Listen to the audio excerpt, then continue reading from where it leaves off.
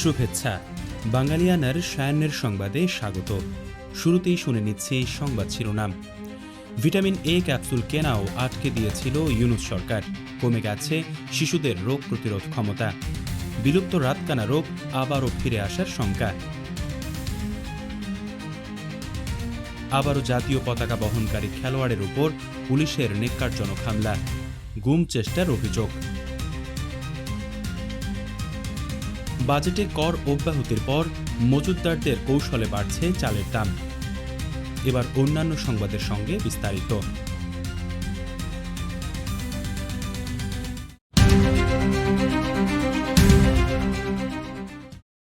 Capsule না থাকায় 14 মাস ধরে বন্ধ রয়েছে বাংলাদেশে শিশুদের জাতীয় ভিটামিন এ ক্যাপসুল ক্যাম্পেইন।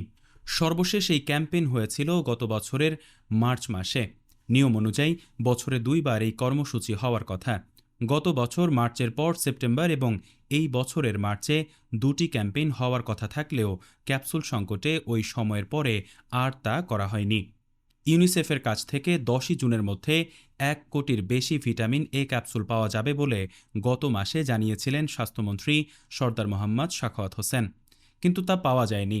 যদিও জনস্বাস্থ্য পুষ্টি প্রতিষ্ঠানের পরিচালক ডা মোহাম্মদ ইউনুস আলী 10ই জুনের কথা অস্বীকার করেছেন। তিনি বলেন, এটা চেষ্টা তদবির চলছে, কিন্তু ক্যাপসুল পাইতে একটু দেরি হইতেছে, এই জন্য একটু দেরি হয়েছে জিনিসটা। ক্যাপসুল প্রাপ্তির সাপেক্ষে শিশুদের ভিটামিন এ ক্যাপসুল খাওয়ানোর এই ক্যাম্পেইনের সম্ভাব্য সময় জুনের শেষ সপ্তাহে নির্ধারিত করা হয়েছে বলেও জানান তিনি। ক্যাপসুল বিদেশ থেকে বিমানে করে আসবে এবং 15ই জুন আসার কথা মাথায় রেখে জুনের শেষে কর্মসূচি শুরুর সম্ভাব্য তারিখ নির্ধারণ করা হয়েছে বলেও জানান তিনি। এদিকে জনস্বাস্থ্য বিশেষজ্ঞরা সতর্ক করে বলেছেন, এই ক্যাম্পেইন ব্যাহত হলে শিশুদের রোগ প্রতিরোধ ক্ষমতা, দৃষ্টি সক্ষমতা, পুষ্টির ওপর প্রভাব পড়তে পারে। এই কর্মসূচির আওতায় 6 মাস থেকে 5 বছর বয়সী শিশুদের ভিটামিন এ ক্যাপসুল খাওয়ানো হয়। ইউনিসেফের কাছ থেকে এবারই প্রথমবারের মতো বাংলাদেশ এই ভিটামিন ক্যাপসুলটি কেনার সিদ্ধান্ত নিয়েছে। এর আগে অপারেশনাল প্ল্যানের মাধ্যমে টেন্ডার করে এই ভিটামিন এ ক্যাপসুল কেনা হতো।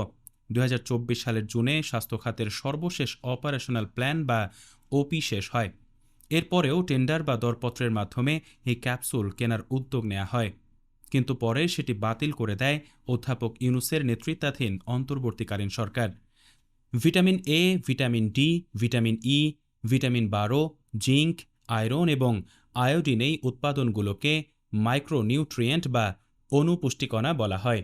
এই অনুপুষ্টিকণা মানুষের খুব কম পরিমাণে প্রয়োজন হয়, কিন্তু এটির সামান্য ঘাটতিতে একজন ব্যক্তিকে অনেক বড় সমস্যার সম্মুখীন হতে হয়। বাংলাদেশে শিশু ও নারীদের মধ্যে অনুপুষ্টিকণার ঘাটতি অনেক। 6 মাস থেকে 59 মাস বয়সী শিশুদের 2 জনের 1 জন ভিটামিন এর ঘাটতিতে ভুগছে। উল্লেখ্য, 1974 সালে রাতকানা রোগ প্রতিরোধ কার্যক্রম গ্রহণ করে শিশুদের ভিটামিন এ ক্যাপসুল খাওয়ানো শুরু হয়। বিশেষজ্ঞরা বলছেন, শিশুদের রোগ প্রতিরোধ ক্ষমতা না থাকায় হামে মৃত্যু বড় আকার ধারণ করেছে।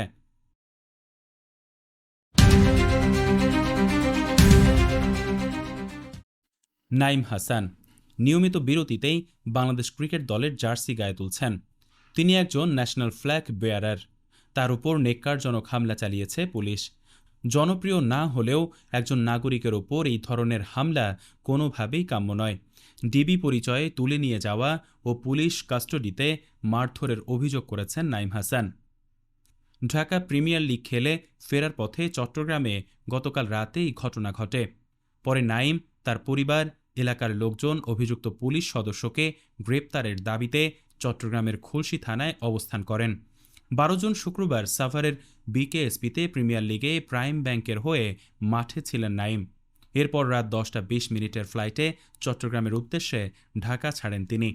চট্টগ্রামে পৌঁছানোর পর বাসায় যাওয়ার পথে লালখান বাজারে ফ্লাইওভারের নিচে তাকে বহনকারী সিএনজিকে আটকায় পুলিশের একটি গাড়ি। এরপর তাকে শারীরিকভাবে হেনস্থা করে গাড়িতে তোলার অভিযোগ করেন নাইম। খুলশী থানা থেকে স্থানীয় সংবাদ মাধ্যমকে জাতীয় দলের এক ক্রিকেটার বলেন, এয়ারপোর্ট থেকে সিএনজিতে করে আসছিলাম।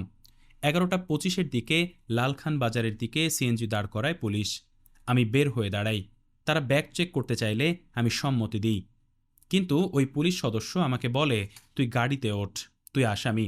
এরপর গলা চেপে ধরে আমাকে সিএনজিতে উঠাইছে। আমি বের হওয়ার চেষ্টা করলে দুইজন আমাকে চেপে ধরে, আরেকজন মারধর করতে থাকে পাইপ দিয়ে। দুজন পুলিশ ও একজন পাঞ্জাবি পরা কেউ ছিল। ওখানে এক পর্যায়ে প্রায় 100 লোক জড়ো হয়েছিল। তারা আমার পরিচয় দিলেও ওরা মারতেই থাকে। আমি পরিচয় দিয়েছি, কোনো কাজ হয়নি। একজন জাতীয় পতাকা বাহককে পুলিশি নির্যাতনের মুখে পড়তে হয়েছে, এমন ঘটনা প্রথম বা নতুন নয়। বেশ কয়েক বছর আগে কমনওয়েলথে সোনাজয়ী শুটার আসিফকে গুলশান শুটিং ক্লাবে মেরে হাত ভেঙে দেয় পুলিশ। এরপর তার ক্যারিয়ারই আর ঘুরে দাঁড়ায়নি। অথচ তার কাছে হেরে যাওয়া অভিনব বিন্দ্রা পরে অলিম্পিকে সোনাও জেতেন। বাংলাদেশে পুলিশের এই ধরনের অতি উৎসাহী আচরণ নতুন নয়। প্রায়ই পুলিশ এই ধরনের অপকর্ম করে বলে জনশ্রুতি আছে। তবে নাইম প্রতিবাদ করেছেন। কোয়াবো তার পাশে এসে দাঁড়িয়েছে। এবার প্রশ্ন থেকে যায়, নাইমের ঘটনার জের ধরে এই ধরনের অন্যায়ের প্রতিকার মিলবে তো?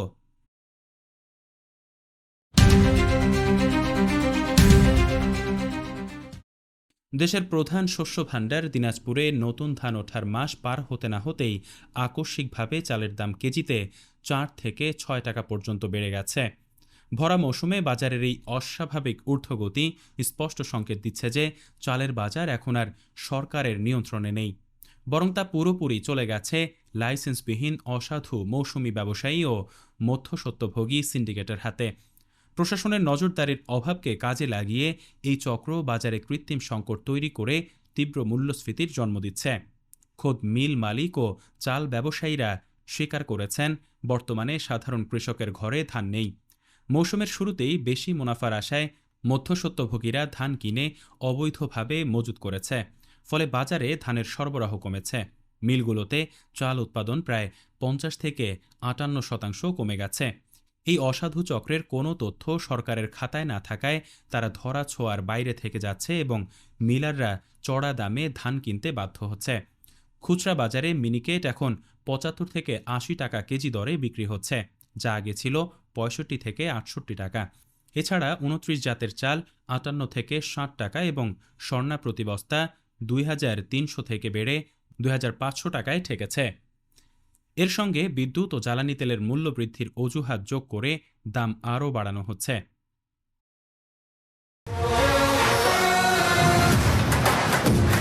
দর্শক, এবারে শুনে নিচ্ছি বিশ্বকাপের খবর।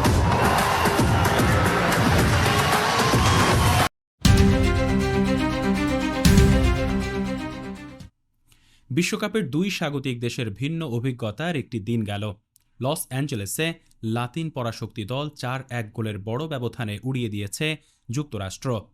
অন্যদিকে টরন্টোতে কানাডা দারুণ খেলেও বসনিয়া ও হার্জেগোভিনার সঙ্গে 1-1 গোলে ড্র করেছে। কানাডার বিপরীতে বসনিয়া 21 মিনিটে লুকিচের হেডে এগিয়ে যায়। 79 মিনিটে বদলি খেলোয়াড় কাইল লারিনের গোলে সমতায় ফেরে কানাডা।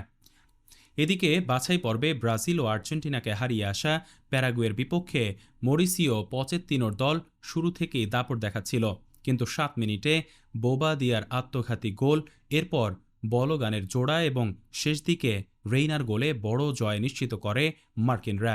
প্যারাগুয়ের পক্ষে একমাত্র গোলটি শোধ করেন মরিসিও।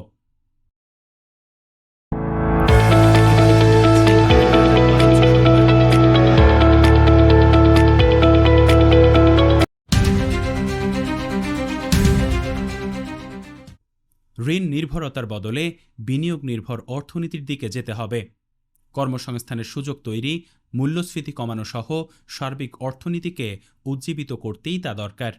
তবে বিনিয়োগ নির্ভর অর্থনীতিতে গেলে বিনিয়োগ করতে হবে, নইলে বিনিয়োগ আসবে না। সরকার এ পর্যন্ত যেসব পরিকল্পনা হাতে নিয়েছে সেগুলোর 80% সফলভাবে বাস্তবায়ন করা গেলে দেশের অর্থনীতি পৌঁছে যাবে নতুন উচ্চতায়। এদিকে যে অর্থনীতি আছে তা ঠিকঠাক করতে 2 বছর সময় লেগে যাবে। চতুর্থ ও পঞ্চম বছরে গিয়ে অর্থনীতি ঘুরে দাঁড়াবে।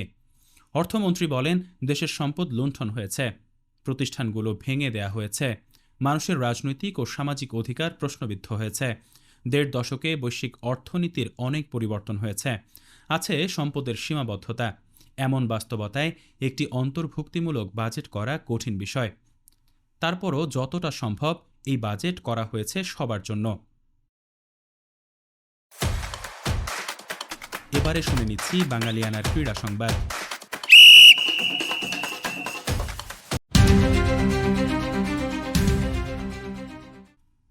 ফিফা বিশ্বকাপ উপলক্ষে যুক্তরাষ্ট্র ও কানাডায় যাওয়ার ভিসা পেলেন না ফিলিস্তিন ফুটবল অ্যাসোসিয়েশনের সভাপতি জিব্রিল রাজৌব। তার দাবি, প্রয়োজনীয় কাগজপত্র থাকা সত্ত্বেও তিনি এখনও যুক্তরাষ্ট্র ও কানাডায় প্রবেশের অনুমতি পাননি। ১৩ জুন আল জাজিরার এক প্রতিবেদন থেকে তথ্য জানা যায়। প্রতিবেদনে বলা হয়, বিশ্বকাপের আয়োজক এ দুই দেশের ভিসা না পেলেও আরেক সহ আয়োজক দেশ মেক্সিকোয় যেতে পেরেছেন বলে জানিয়েছেন। বৃহস্পতিবার মেক্সিকো সিটিতে বিশ্বকাপের জমকালো উদ্বোধনী অনুষ্ঠানে যোগ দেন তিনি। বাঙালিয়ানার সায়ান্নের সংবাদ শেষ হল। ধন্যবাদ।